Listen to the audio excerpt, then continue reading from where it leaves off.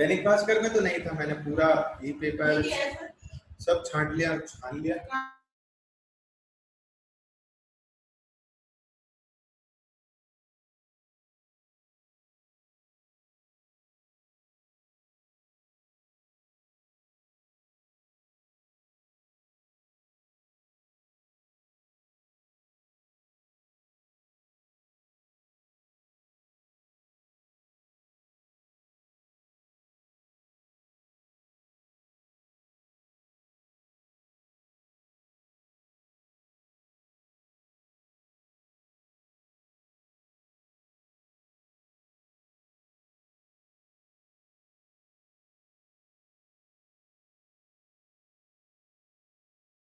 Sir का वो देख लेंगे ना।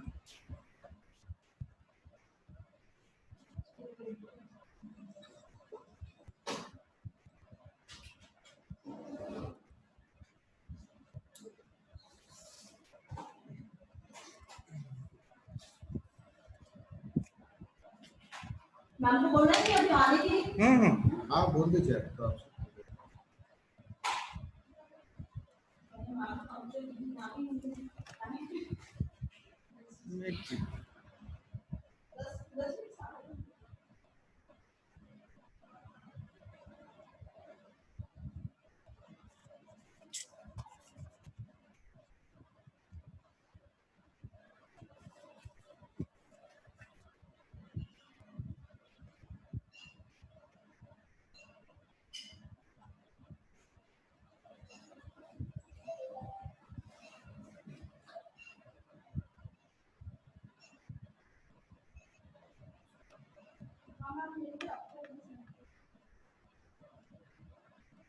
देखिए कार्तिक से कर रहा हूँ।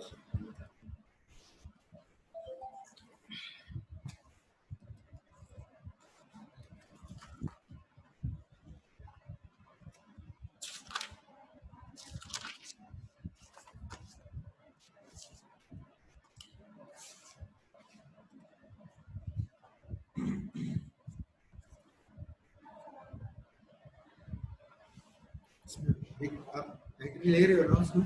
हाँ ले रहा हूँ, वो एक साथ ही आ जाएंगे। 500 का है सभी। Sir good morning sir. Okay okay, thank you so much sir. We'll start by some approval. Sir वो एडमिट पे करिए ना। Is there in queue?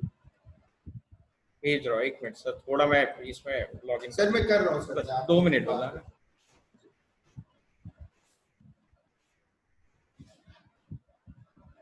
अच्छा वो YouTube वाला कर रहे हो आप? हाँ वो लिंक भी निकल जाएगी ना इसमें से। अगर उसमें लेता हो तो फिर हैंग हो जाएगा कंप्यूटर, वो मेमोरी ज्यादा ले लेगा। वो तो वेटिंग में है, आपको दिख रहे हैं, वो तो एक साथ ही पूरे आ जाएंगे सब।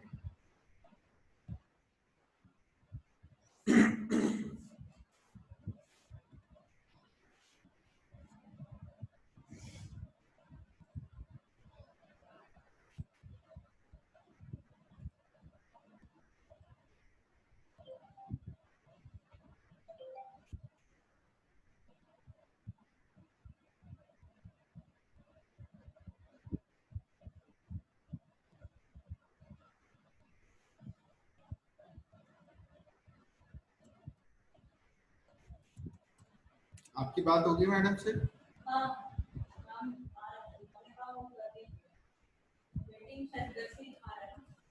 यहाँ से हम अंदर नहीं जाएंगे।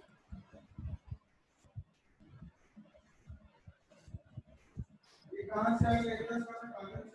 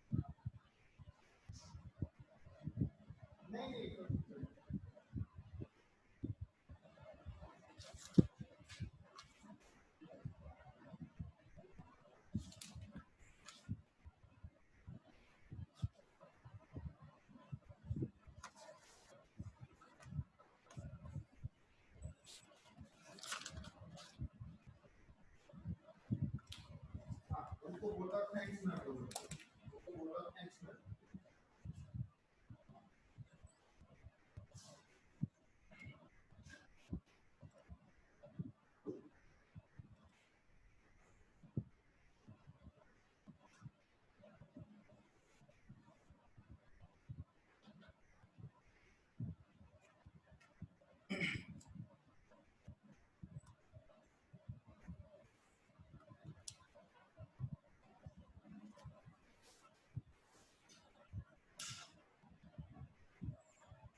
नहीं मैं स्क्रीन को पिक्चर ले लूँगा फिर उसकी। आप देखिए। बस आईडी ले लूं।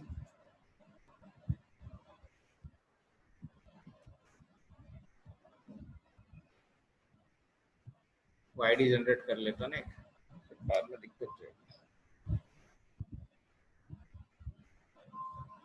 ये तो क्या एक साथ पूरे आ जाएंगे।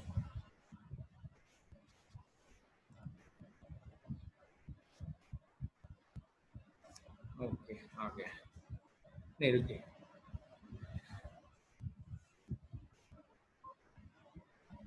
ओ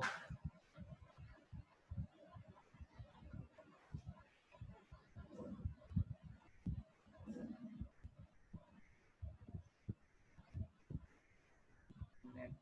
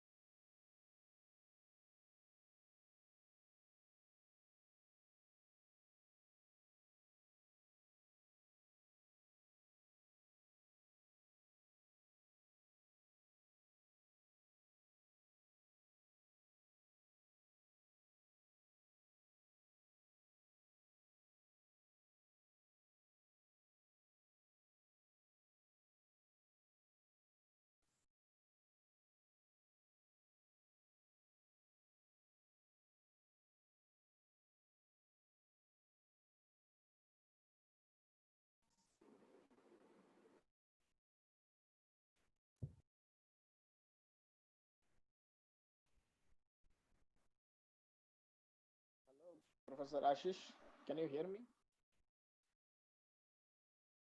कार्तिक सर कहाँ हैं? Kartik sir good morning. Actually, can you hear me? Yes sir, I can hear you. How are you sir? I'm fine. नाम ये सर इसमें। Hello, Karthik sir. Yes.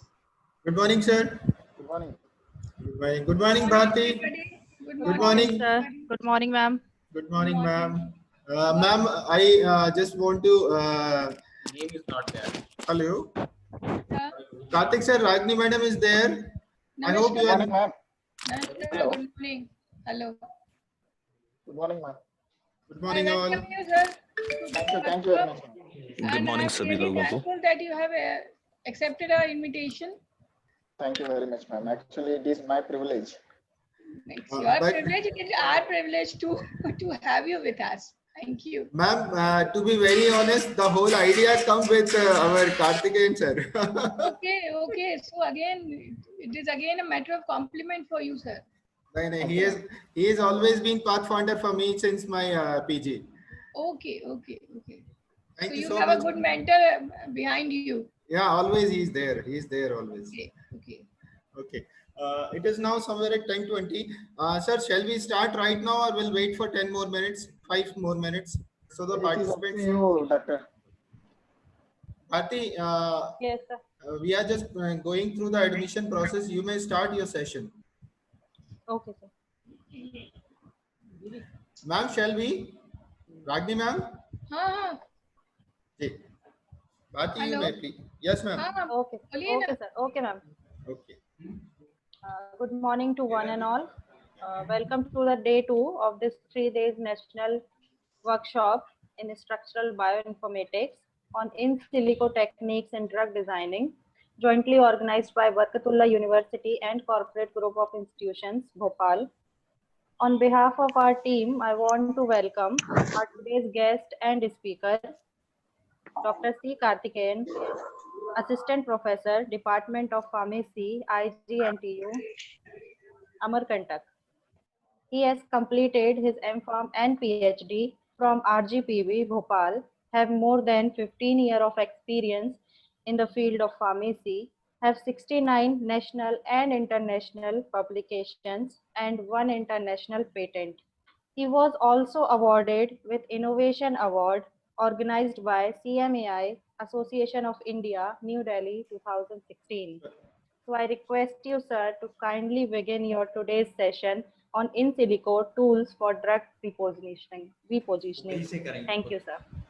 Yeah, Hello.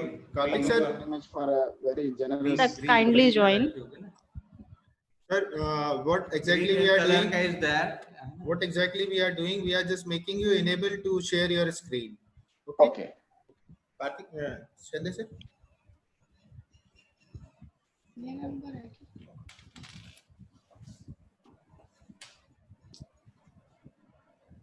Hello. Good morning, sir. I have made you. You can share your screen from there. Yeah.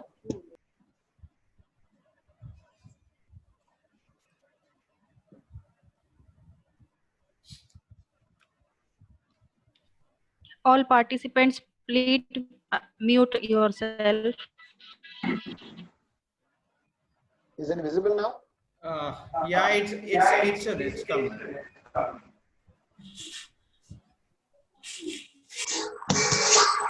Sir, can you make it a slide presentation?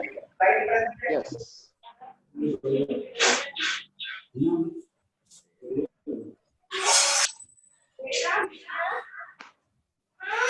If any of participants having any query during the session, you can message in the chat box. We will select the question from here.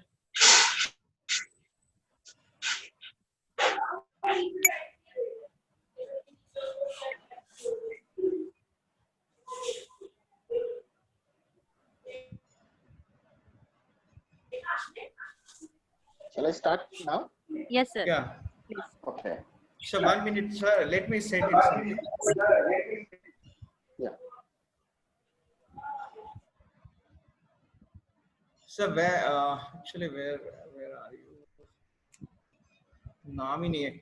Actually, name is not there on your slide, sir. Can you unmute Karthik, sir? Hello. Okay. Okay. Okay, sir. You can continue, sir. Okay. Can I continue? Yeah. Okay. So, good morning to all the participants. The topic of my talk today is in silico tools for drug repositioning. So, in this lecture, I will introduce you to the concept of drug repositioning, the various strategies one can use for drug repositioning, and the methodologies currently available for drug repositioning. And also, I'll end this lecture with some case studies which have been carried out in my lab and other labs to just drive home the concept of drug repositioning. Now, let us see what is drug repositioning. Now, drug repositioning is nothing but finding new therapeutic indication for an existing drug. It is basically recycling a drug. So why should you do it? Because it is cost effective and it is less time consuming compared to other drug discovery methods. Now, drug rescuing is also a type of drug repositioning. Now, what is drug rescuing? Now you must be knowing that in drug discovery process, there are several steps which you basically call as de novo drug discovery, in which you start up with identification of a target, you validate a target, and you screen that target against a chemical library to find out lead molecules, and then you optimize those lead molecules into preclinical candidates. You establish its preclinical efficacy and safety, and then you move on to clinical trials. Now it happens so that several of those drug molecules which may be showing efficacy in vitro conditions will not show the same efficacy in vivo conditions. So they may fail in clinical trials. So those drugs, those are the drugs which are have got stalled in the clinical development stage. So the company or the pharmaceutical company has a large amount of data, especially the preclinical data and the safety data with them, especially if the drug fails in the phase 2 and phase 3 part. Now these drugs can be rescued by using by testing these drugs for other disease areas, so that if they show efficacy, then they can be they can be applied for new drug approval. Now, why should anyone repurpose? It is just like having mobile phones. Every year you get a new mobile phone, new model. But why should anyone be interested in using an old mobile phone? But in case of drug discovery, repurposing is a very, very useful model. Why? Because of these data. Now there is a continuous decline in pharma R&D. The return for investment, the investment R&D investment is very low. Like you can see in 2018, it is only 1.9%. And also the other factor which drives pharma majors towards drug repositioning is the increase in the cost of new drug development. Now, the recent estimate for new drug discovery is around $2.16 billion. It is approximately 16,000 crores. So this is the amount of money it takes to bring a drug from the bench to clinic. So this is why drug repositioning is an attractive strategy for pharma majors. Now, pharma majors are increasingly shifting from de novo drug discovery to drug repositioning because of the decreased productivity. And another thing is, it gives them ample opportunities. What are those opportunities? It gives them ample opportunities to transform the generic drugs into new treatment regimen for new clinical, new disease areas, And also, it helps them to extend the IPR. Okay, extend the IP for a few more years. And also, it also gives an opportunity to use those shelved compounds or those preclinical candidates which got stalled during the clinical trials, some other for new therapeutic indications. Now, what is the advantage? Now you can see that this is the comparison between the traditional de novo drug discovery with the drug repositioning. Now, the traditional de novo drug discovery method takes approximately 10 to 17 years, and the success rate is around less than 10%. So it is around 8.6 or 8.7%. Okay. Now, I told you about the cost. It cost around 16,000 crores for this whole process. Now, look at the drug repositioning. Since you have already pre-existing preclinical data, and also if it is a compound which has failed in phase 2, then you are already having the safety data like ADMET profile, and also so it helps the pharma company to easier to develop those compounds into new drug candidates. Now you see it takes approximately 3 to 12 years. Still it is a lengthy process, but it is very less compared to de novo drug discovery. And there is a less likely because since you already have the safety data with you, like there is a less risk of drugs failing because of these properties like poor ADMET profile or poor toxicity profile. Okay, now let us come to the most important part. Hello. Sorry to disturb you, sir. It is requested to each and every participants, please mute yourself. Okay, no problem. Thank you. Shall I continue? Yes, sir. Okay, so what you are seeing now is the computational drug discovery. So it is basically describing the tools which are used for drug discovery. Okay. Now, what are those tools? These are in computational. Since it is computational, these are in silico tools. So these are tools which involves computers and softwares. Okay. Now, if you look at it, like a computer can only recognize the data which you give, process the data, and it can give some sort of prediction depending upon the methodology used. Okay. So the computational drug discovery involves even medicinal chemistry. For example, the softwares can recognize chemical structures. They can recognize the pharmacophores. They can also recognize. They can also recognize and predict reaction strategies. And also there are plenty of databases. Now these two are the input for the in silico drug discovery process. Now let us see the methodology. So if it only uses the information from the chemical library as or if it only uses the fragments, then it is called fragment based drug discovery. And these two are the major techniques used for computational drug discovery. One is ligand based and another is structure based. Okay. Now in ligand based drug discovery methods are used when there is no when you do not have any information about the three-dimensional structure of your target.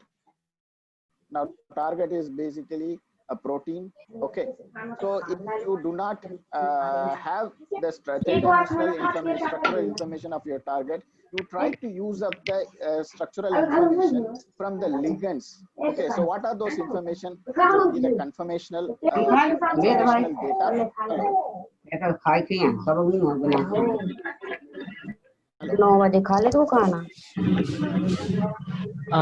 Hello, sir.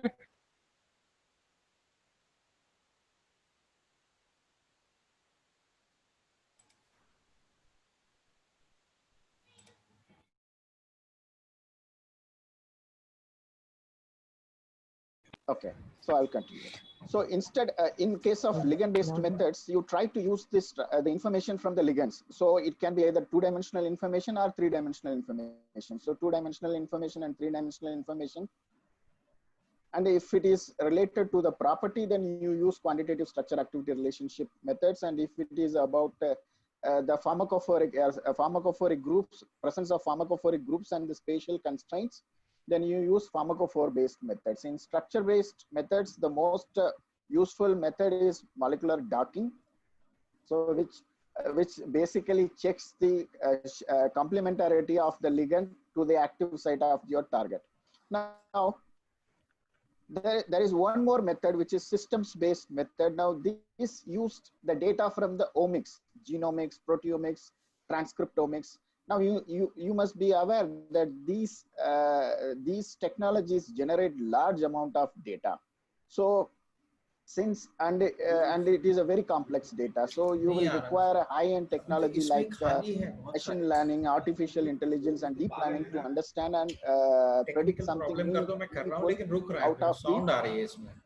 out of this data. Now I must mention here that this is where right now all the pharma majors are working on. They are using deep learning methodologies like they are using artificial intelligence systems like IBM Watson for discovery of new drugs. So these are the tools which you basically use for drug repositioning. Now let us see what is the rationale between using this tool for drug repositioning. Now, what exactly happens here is you have a data or information about the drug, about the target, or what the drug does. For example, how does it modulates the gene expression profile in a system, or what are all the side effects, or what is its mechanism of action in a particular disease scenario. Now, all this information can be quantified and given as an input. And all this information can be integrated in silico to come up with meaningful conclusions. For example, let us see if you have an information about the structure of a drug.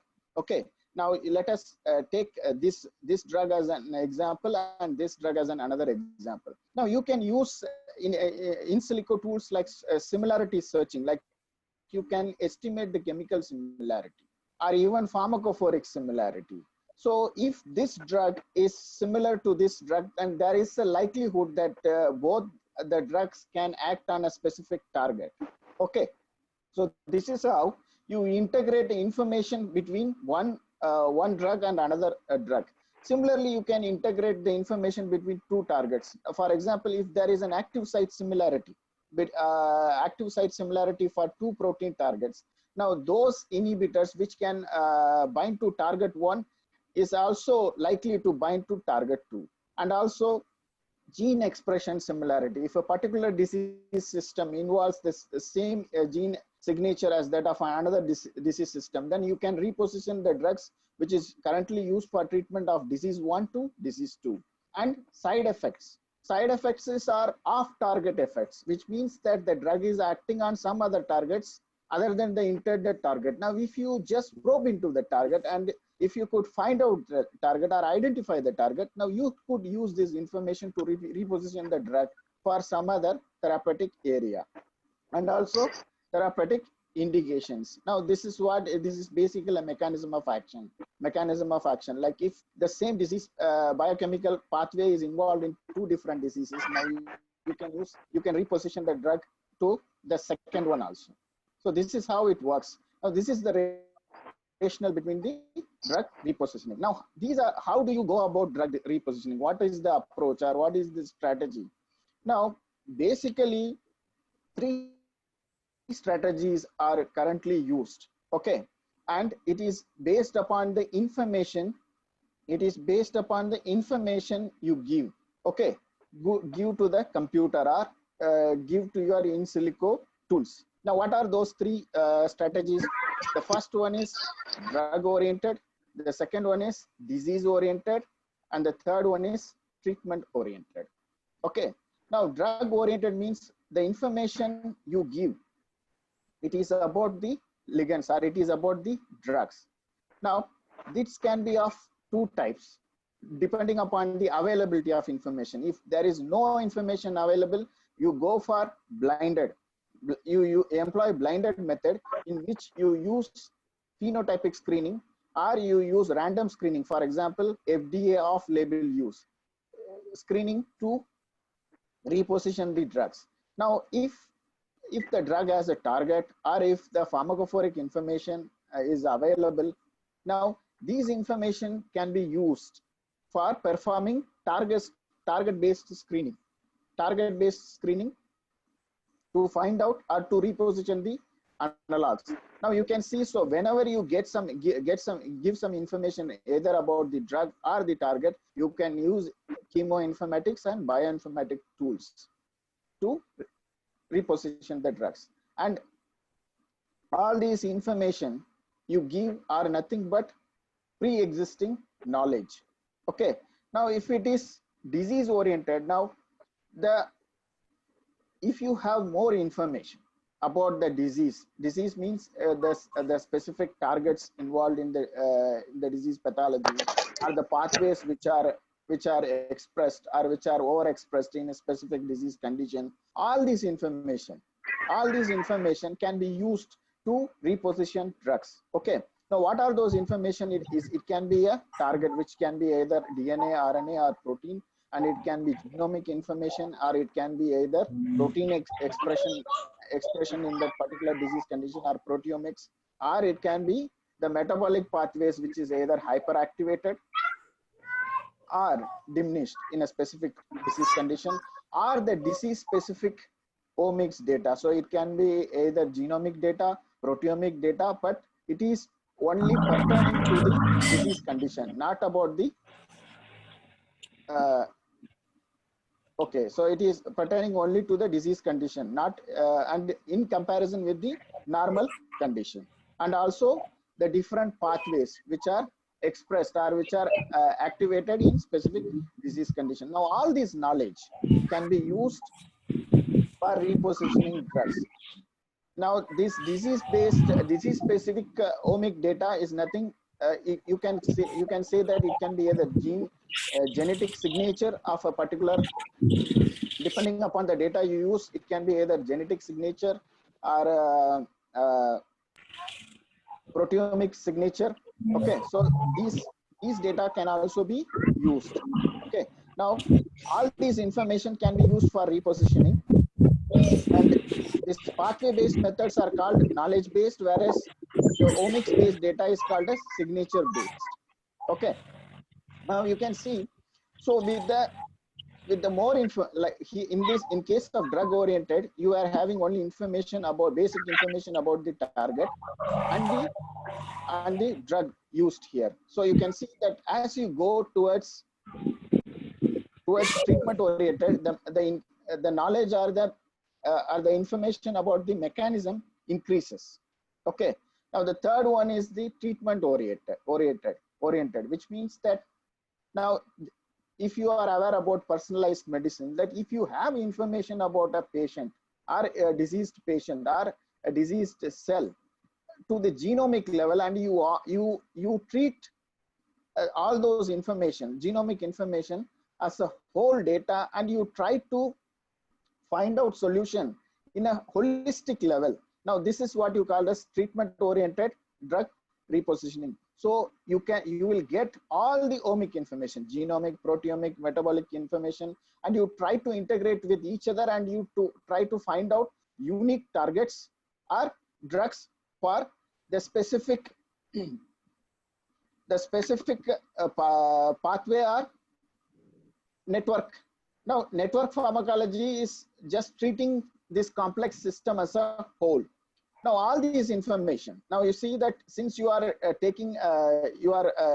giving this whole genomic information or whole omic information in the drug repositioning, now you see that the knowledge or the mechanism is the best here. Okay. Now, let us see each and every methodology separately. Now, first is the blind search or screening method. Now, this is this method is followed when you absolutely have no pharmaceutical or biological information about a drug. Okay, so it is mostly a likelihood of it is mostly a serendipitous discovery using FDA off-label use. Now, what is FDA off-label use? If FDA has not indicated a specific drug for a particular disease condition, but still if someone uses it, that is FDA off-label use. Now, you can look at most of the times it will be a serendipitous discovery, or a serendipitous discovery is nothing but discovery by chance. Okay, and you can also come up with drug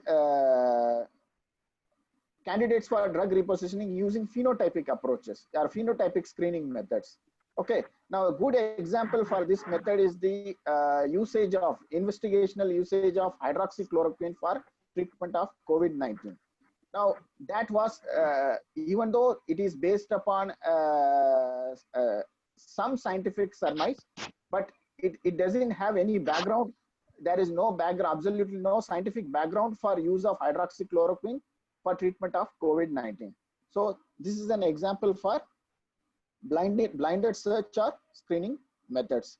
Now, target-based methods is you have information about a target which is involved in the disease pathology. So you try to screen the library against the target. Either you can screen it experimentally or you can screen it in silico. Okay. So experimentally, you can screen a large library of compound through high throughput screening or high content screening. Okay. And in silico, you can do it either using ligand-based screening. So if you are using pharmacophore or QSAR-based screening, or you can use structure-based screening like molecular docking method.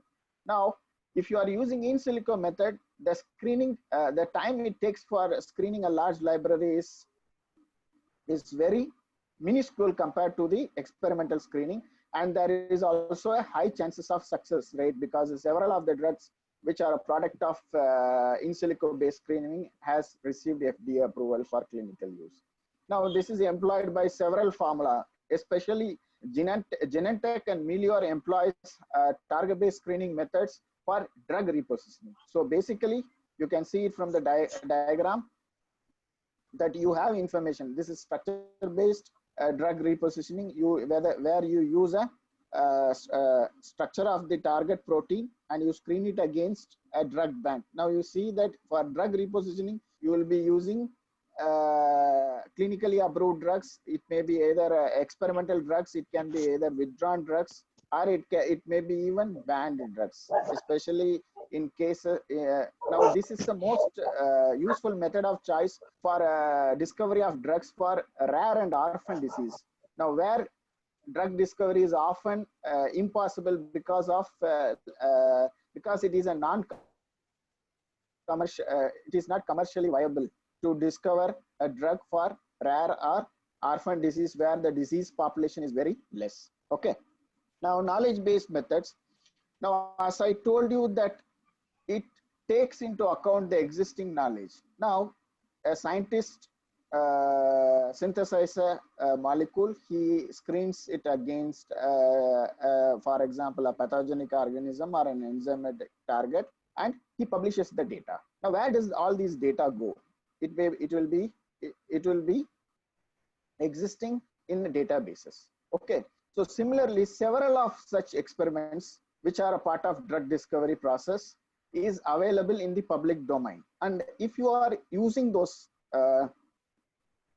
information, okay, and you using those information, or you integrate all those information for drug repositioning. Now this is what knowledge-based method is. Okay. Now you can also call it as a literature mining. Okay, so you look for information. Now, what are all the information available? Drug target networks, structure of targets and drugs, for example, protein data bank, clinical trial information.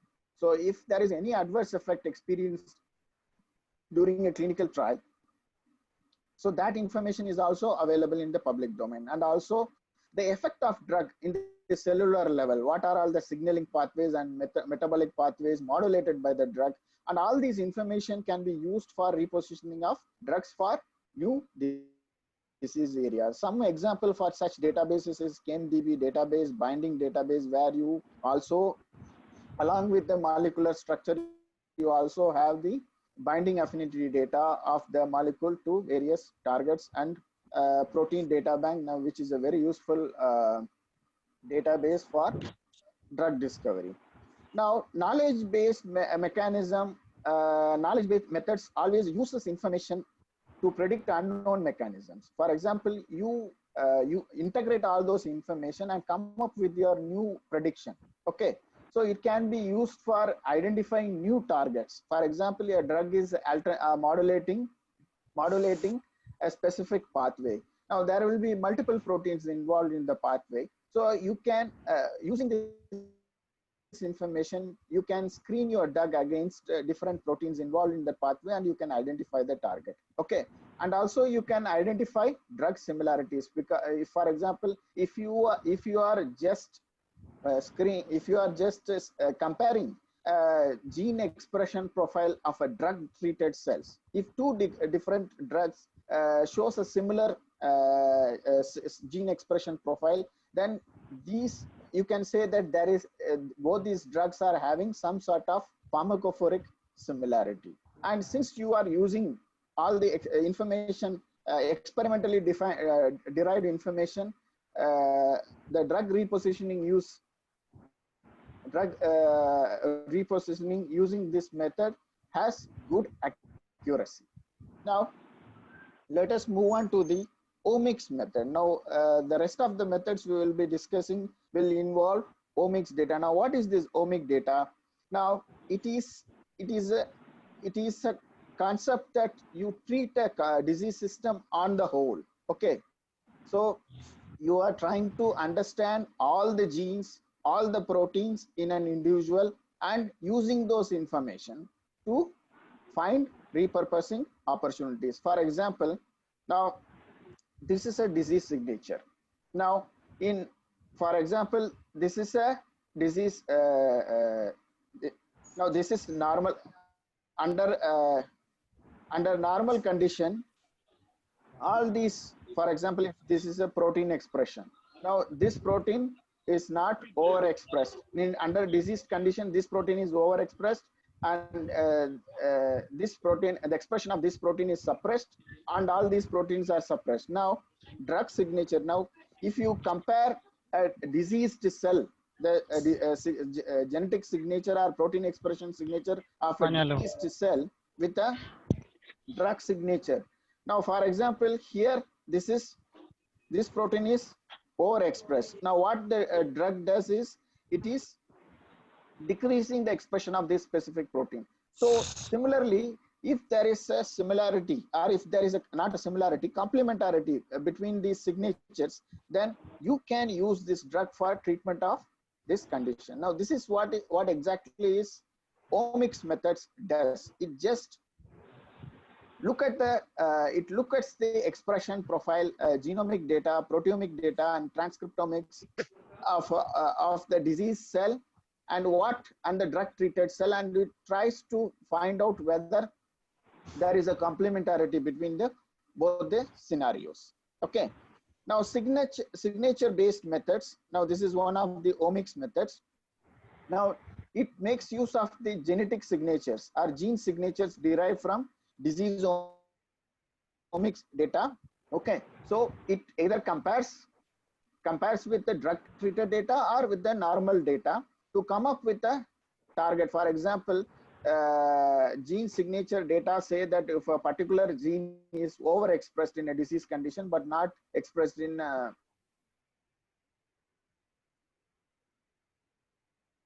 you can just look at the product of that gene, and that product can be a valid target. Now if your drug molecule could modulate that target, now your drug could be repositioned for the specific that specific disease. Now, where does this data come from? It comes from microarray and next generation gene sequencing technologies, and you get a large volume of data. Now, with large data, then you have to use different tools, statistical tools, and also you have to use artificial machine learning, artificial intelligence, and deep learning methods to come up with meaningful predictions. Okay. So gene signatures can be used to discover unknown mechanisms also. It is through comparison you can come up with, especially if you are drug treated cell. If you are analyzing drug treated gene signature of a cell, then you can find out new therapeutic opportunities. Okay. So these methods can uncover unknown mechanism of action, which means that they can predict the usefulness of a particular drug in a specific disease condition. Now, pathway and network based methods. Now you know that all the cells have their own set of pathways, and there are also protein interaction networks which is involved in the normal homeostasis and also in the diseased condition. Now, if you could identify those pathways or those networks which are amplified in a disease scenario, then you can use those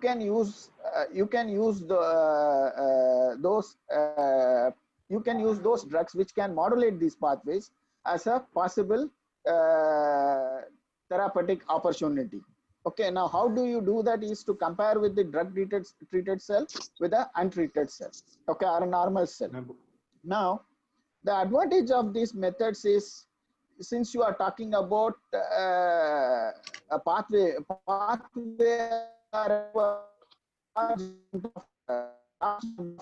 so you get multiple targets. So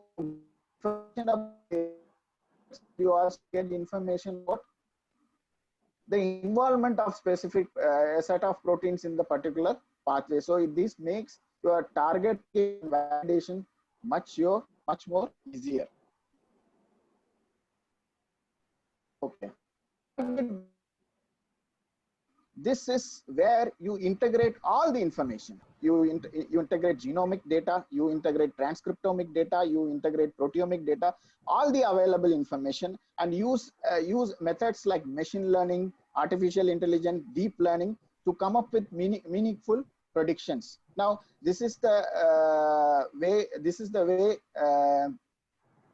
method adopted by the major pharmaceutical companies in the current scenario. Now, even some of the pharmaceutical companies have used target mechanism based methods for finding new drugs for COVID-19 too.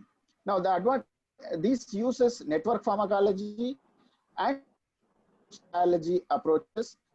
It is to not only discover mechanism related to the drugs, it also identifies those directly related to the treatment of the drug. So these data can also be used for personalized, formulating personalized medicines also. Now, so I think we have an artist here.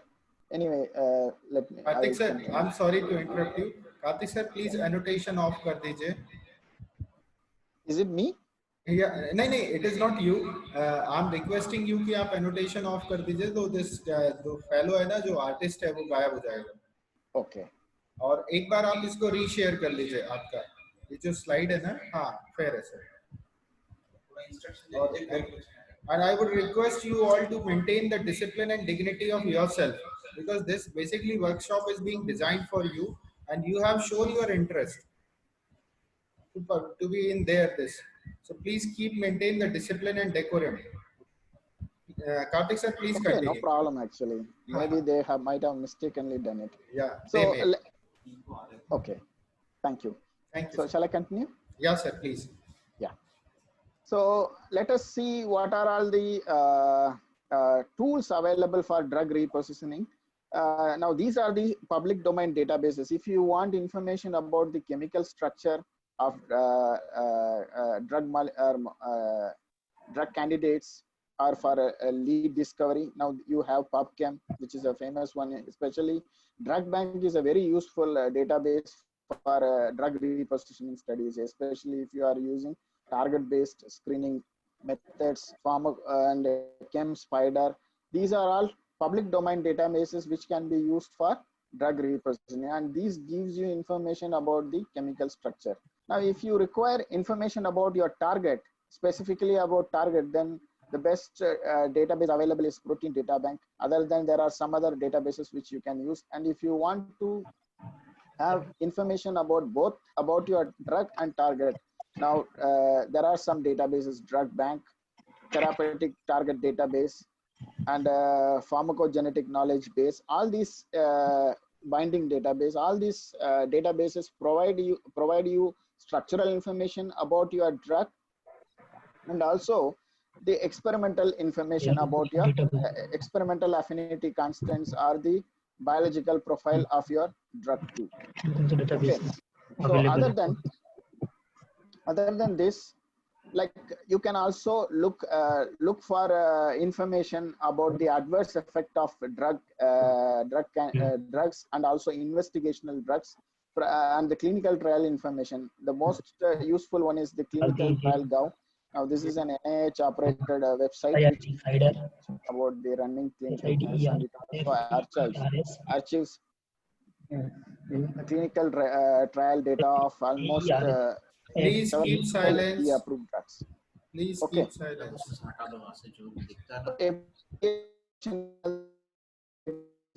Get about the therapeutic indications of the available drug molecules, and pathway information now is about pathway interaction. It gives you information about the pathways which are expressed in diseased conditions. Especially it is useful for in the oncology. Protein interaction information, like you get information about protein interactions, and also the biological networks from this sites. And omics data is also available. It is both available in the privately operated and also public domain databases are available. For example, CellMiner gives you information about the gene expression data of all the NCI 60 panel cancer panel lines. Okay, and there is also an microarray database which is available, operated by the University of Stanford. And genetic information and drug omics information is also available in the public domain. Okay, now this slide basically shows a website operated by Swiss Institute of Bioinformatics, which gives you a comprehensive data about various tools. For example, for molecular modeling, homology modeling, binding site, docking, almost all the steps of drug discovery. In silico tools useful, both publicly available, both open source and also commercial tools available for drug discovery. And vls3d.com is another website which gives data available for drug discovery. You can make use of these tools for performing drug discovery or even drug repositioning. Now let us go into the some case studies of using these methodologies for drug repositioning. Now this is a study performed in our own lab. Actually, we basically tried to reposition clinically approved drugs as ABCG2 modulators. Now, what is ABCG2 modulator? It is nothing but ATP binding cassette protein, which is a membrane protein, and it is involved in transporting of to transport actually it is a defense mechanism in the cell for tapping out xenobiotics if at all any interest into the cell.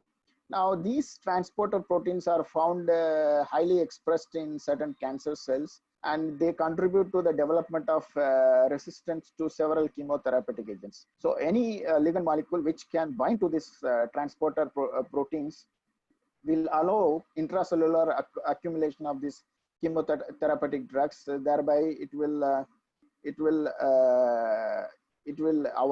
prevent the development of resistance.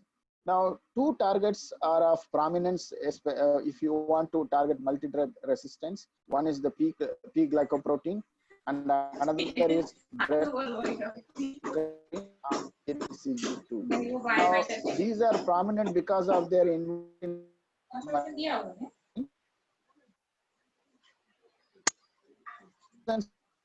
crystal structure.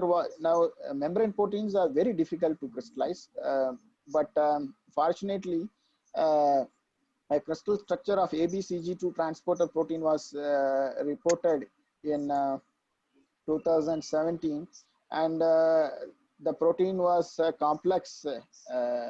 It is a complex with a bound inhibitor in the active site. Now these are promiscuous proteins, which means that they are not specific to a specific ligand, because they will be these proteins can handle multiple xenobiotics.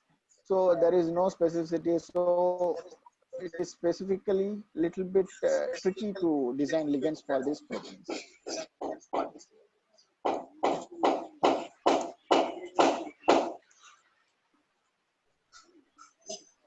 Now, what we basically did is we downloaded a library, a drug bank library, which consists of almost 3,500 small molecule drugs, and we filter it because some of the molecules were having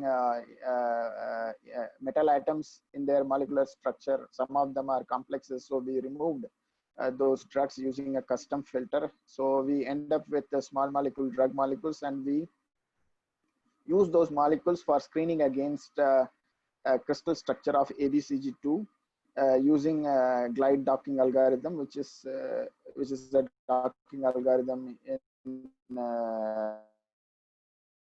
package. So in the virtual and precision docking, and third one is extra precision docking, and this classification is based upon the accuracy level of the docking. So after we came up with some high scoring ligands, and whenever you get a high scoring ligand, you should not accept whatever a docking algorithm gives you. You have to just analyze for whether the proper interactions are whether your drug molecule or whether the ligand is interacting with the receptors with the amino acid residues deemed important for activity, and whether the conformation adopted, the bioactive conformation of the ligand is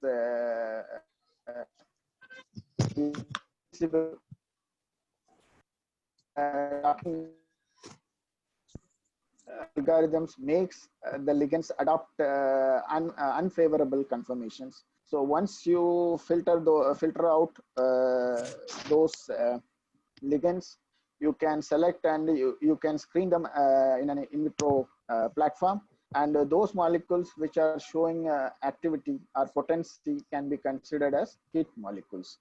So basically, I'm disclosing only 4 molecules which I identified in our docking study. Google Chrome So uninstall. you can see that the first 2 molecules are dasabuvir and lopinavir. These are antiviral drugs, and the next 2 are atorvastatin and telmistatin, which are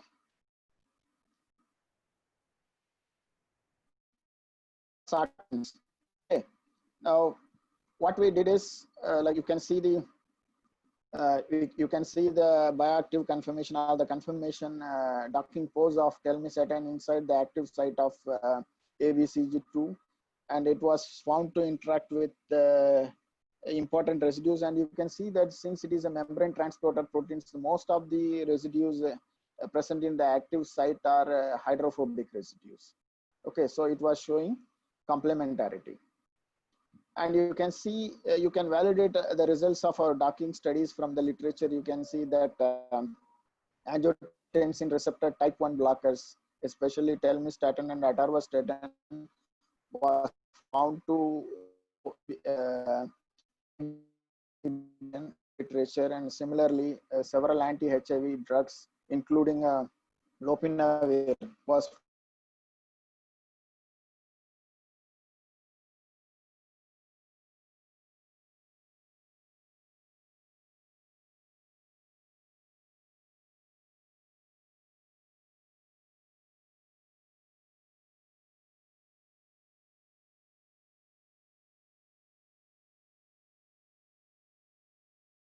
strategies are also used, especially in the COVID scenario, like where people have employed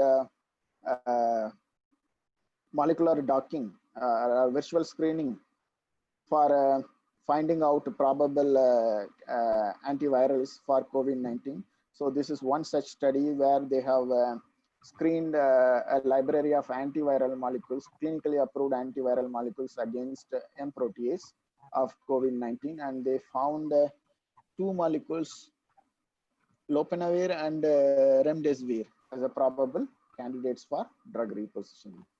And other examples are like you can see that in this paper they have used network-based drug repurposing method for repositioning drugs like melatonin, mercaptopurine, and sirolimus as possible anti-SARS-CoV-2 agents. So with this, I come to the conclusion of my presentation. And to summarize, that drug repositioning has now become an attractive strategy for pharmaceutical companies to extend the IPR and also to enrich their drug discovery pipeline.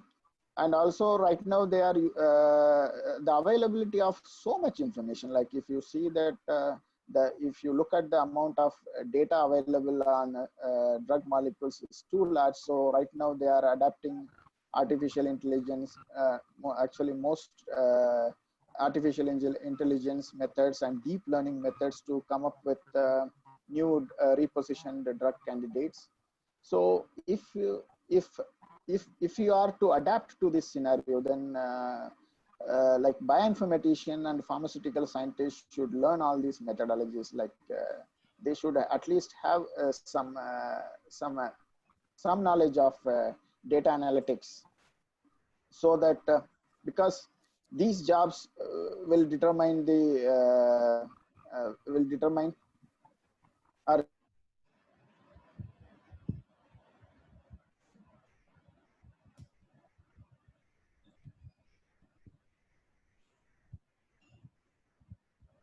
Thanks for your patient listening.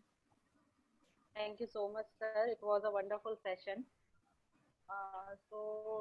Bharti, I'm sorry for interrupting you.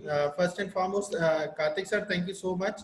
And there are certain names. I would name the participant, those who have raised their hands for the question answer box. Mohit Tiwari, do you hearing me?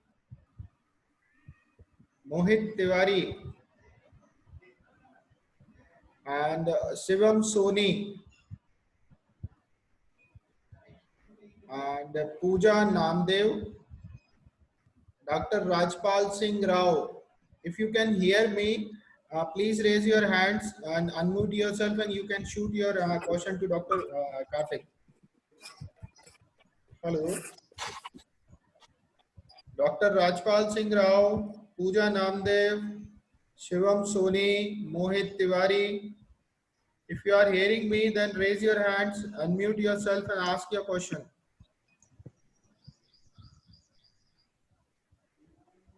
Bharti, you please continue. If they will come, they will ask. Yes, sir. Sir, I have shortlisted only 2 questions. I think the session was that much knowledgeable and informative. Nobody has asked any questions. What is the first question? Shall I start? Yeah, please.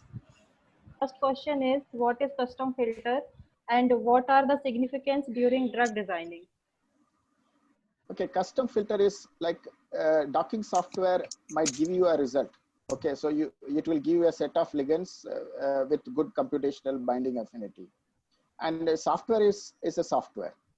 Okay, sometimes what happens is to maximize the binding affinity, it may twist a molecule. Okay, it may change the conformation of a molecule in such a way that is not energetically favorable, which means that such a conformation will be very difficult to achieve in a real scenario. And other things are like if a docking score of a molecule might be high, but it might not interact with the residues which is important for the catalytic activity. So in such scenarios, even though the docking score is high, you should delete those molecules from your consideration, or you should remove those molecules from your consideration. Now, this is what you call, these are the filters designed by the user. So these are what custom filters are.